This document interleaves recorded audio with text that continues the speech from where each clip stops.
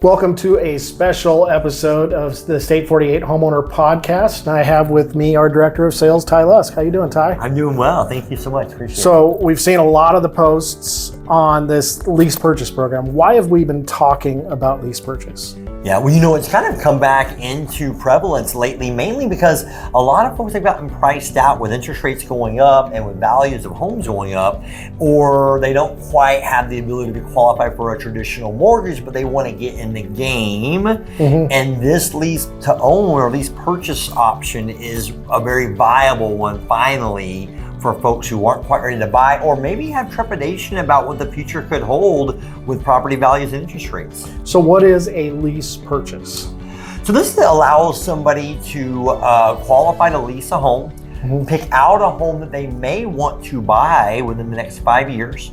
They'll lease that property 1 year at a time and have the ability to buy it if they choose at any time in those first 5 years.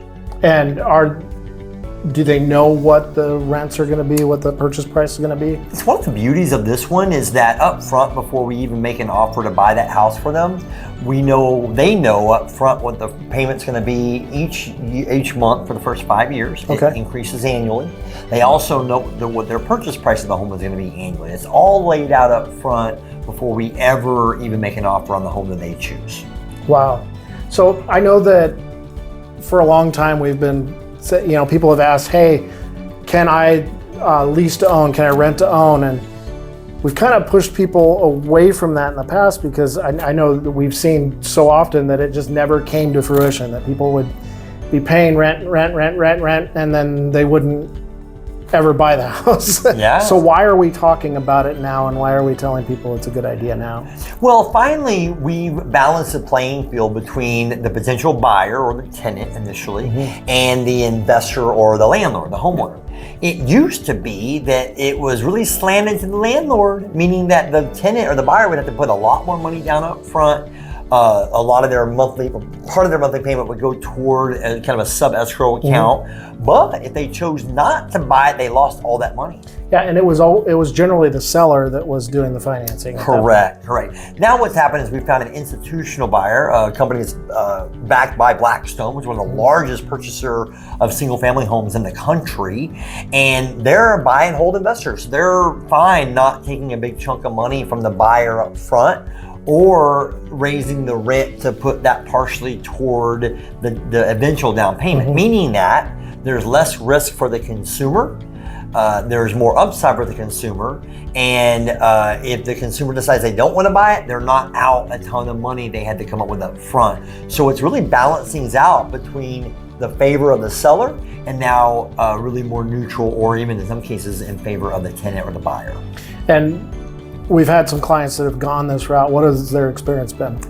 Well, we first started offering this particular program about almost 2 years ago, and the folks that we've had about a 60% conversion rate of folks who have purchased the home once they've leased it. Now, those were an upward market, so the beauty of that was that the amount of the sales price annually is capped. Yep. Meaning that if a home goes up more than that cap, they're stepping into immediate equity. And that's exactly what happened with the folks that bought in 19, 20, 21, was that homes are going up at a rapid pace, so they were able to buy in within the first 5 or 6 months.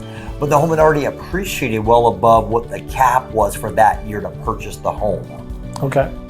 So who's a good candidate for this kind of program? Well, I think there are a few. One is the person who thinks maybe rates are going to come down, I want to wait. Or, hey, we're not sure where values are going to go, we don't want to buy yet, but we may want to get in the game. This allows them to go ahead and reserve a home, if you will. If they're right and rates do come down, they can take advantage of that and get a mortgage when the rates are lower and makes it a more affordable payment.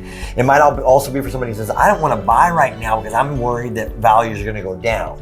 Well, if you do a lease purchase and values do go down, you don't have to buy the house. You can just write out that year's lease and then be out. The second person that really helps is somebody who's just not quite able or ready to buy yet with a traditional mortgage, meaning they don't have a 2-year job history, they don't have a down payment. That's a big thing we see. Or their credit's not quite where it needs to be. It's getting there, but they're on their way. Yeah. And what's nice is that this gives a nice time frame where they can be coached a little bit and get their credit up to where it should be. Yeah. And I know there's a lot of people that are frustrated that they just don't know, rents keep climbing and climbing and climbing, and they want to stabilize or at least predict their monthly housing costs. This is a great opportunity for that. That's exactly right. Everything is transparent up front. I mean, in writing going into it exactly what your payment's going to be every year, what your acquisition cost is going to be every year. And then, for a lot of people, it's just the unknown. They don't know what's going to happen. And this is kind of a way to offset that unknown by at least getting in the game and having the ability to purchase if they choose to. If they don't, it's okay. Now, I want to talk about how it works, and I think one of my favorite parts of it is for people that are out looking for a place to rent, there's not a whole lot of places, and you got to really move quick, and you can't really take all the time to look at the neighborhood and all that kind of stuff. In this process, you actually get to go look for a house the same way that somebody would be looking for a home to purchase. That's right. And you're not just limiting your opportunities to what's available for rent. You're looking at everything that's available for purchase. That's right. That fits in the box. Yeah, which is a way bigger selection, especially now, of homes to choose from. And so it's a real simple process. I mean, the first thing we do is have you talk to our lending partner and see what your capabilities are. Maybe you can get a loan now. Yeah. If not, and we still... Which that's an excellent point, because you think about some of the barrier costs to a rental, and you're talking about first and last month's rent plus security deposit, you're really about in the same neighborhood as some down payment programs. 100%. Yeah, that's right. And so, I think we've had conversations with people that look at this and they go, oh, this is the route I want to take. And then all of a sudden, because they actually took the time just to talk to a lending partner, realize that they're actually in a position to bypass the whole lease purchase program and just move in. It's happened twice, I can recall, in the last 12 months for clients who thought they were going to lease to own, and they found out they actually could get a mortgage and they bought a home. Yeah, I think that there's, we've seen it over, the last decade or so. There's so many times when people said, oh no, I wouldn't be able to buy, and they, disqualify themselves when in fact that, they're actually a very qualified buyer. And if not, if they talk to the lender and they're not able to get traditional financing, this is Plan B. Yep. And Plan B is if they still meet the requirements, which are nominal 620 credit score, 40,000 in income, no evictions, no felonies, pretty basic stuff for tenant applications. Then we get them approved through our partner, and then we go out and look at homes that are for sale that match up with their monthly rental preference or our qualification amount.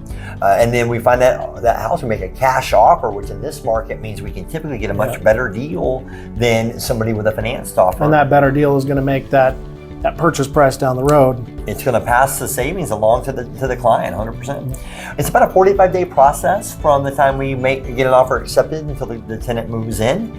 We do full inspection, do repairs in between closing and the tenant move-in, which is about a 2-week window after closing. And then again, the tenant has first right of refusal to buy that home at any time in the first 5 years, or they can just write out that year's lease and give notice and move out if they choose to. And they can have pets. Up to 3 pets, which is most landlords don't even allow. So you can have up to 3 pets. The rent is adjusted based on, of course, the sales price, number of pets you have, if there's a pool, that kind of stuff. There are some adjustments to the rental rates based on some variances that may come up, but they're very lenient about what's acceptable. So what figures do I know going in? I'm going to know my first year rent. What else? Well, your rent payment every year for the first 5 years. You're also going to know what your sales price is going to be each of the first 5 years if you choose to buy the home.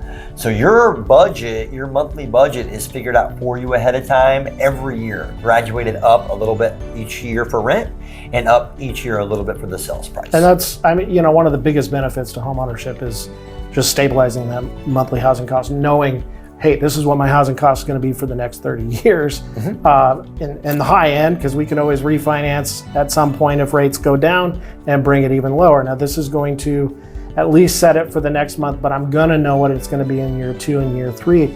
And when I get to the point where I want to stabilize that even more, and I can make it into, transition to a purchase versus the lease, then we can take those steps. Yeah, some people just need a little bit of help and time with their credit situation in order to get a lower rate and lower fees. It might buy them 6 months or a year to get their credit in a position where they actually can get a lower payment depending on interest rates than what the rental rate is. So in some cases, not only does it stabilize the monthly payment, but if and when the rates were to adjust and they got their credit between now and then to a point where they can take advantage of the best rates, you might even be surprised sometimes where the mortgage payment comes in lower than the rent payment started.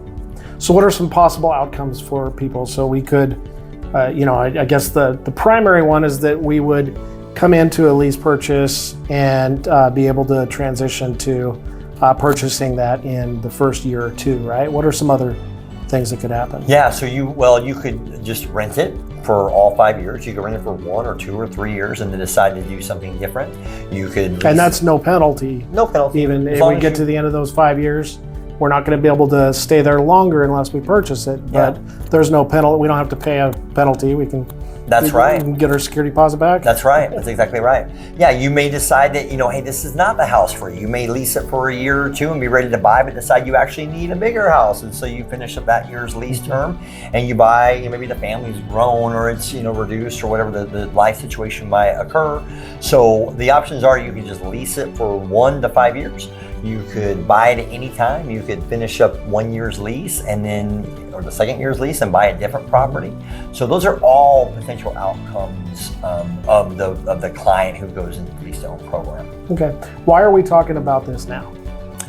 Well, finally, there are programs that make sense. And again, in the past, they haven't always been as advantageous to the consumer as they have been advantageous to the landlord. And we're in an environment, especially here in Arizona, where people have gotten priced out to be able to buy, or their credit's not where they want it to be, or the rates, of course, are higher than they've been in quite some time. And there's just some uncertainty, and we understand that too. Some people just don't know what the future holds. I mean, the biggest concern we hear now is, I'm waiting for rates to come down. Rates are too high, or I think values are going to come down. I want to wait and buy it in. That's another outcome. If values were to drop, maybe, then you finish out that year's lease. You might be able to buy a different home at a lower rate or a lower price than the home that you're leasing. So there's another potential outcome. And when we talk about rates, if you're renting now, and this is a great program for anybody who's renting now, you're basically paying a 100% interest rate. Yeah, you're buying somebody else's house. Yeah, exactly. And you and I are both investors. We have tenants and rentals, and we know that that's how it works. Is the reason that the landlord is doing it is so that they pay off the mortgage, and that's what it is. And so we really want to see people eventually get to the point where they're building their own equity, where they're enjoying the opportunity to have generational wealth through home ownership, and what a difference that makes. And so we want to see people move from renting to owning. It's not just because it's beneficial to our team. It's because we want to see people enjoy the opportunity to build a retirement, to build a security that maybe you get to the point in your retirement where you're not making a house payment. Yeah, well, this is the gateway to home ownership. It really is a gateway between leasing and then owning a home and then building generational wealth. And for many people, it's a fantastic solution. Not for everyone, but for many people, it's a very good option as that gateway from being maybe a lifelong or a long time tenant to actually owning and transitioning through that phase. And man, how good does that feel once you buy your first home?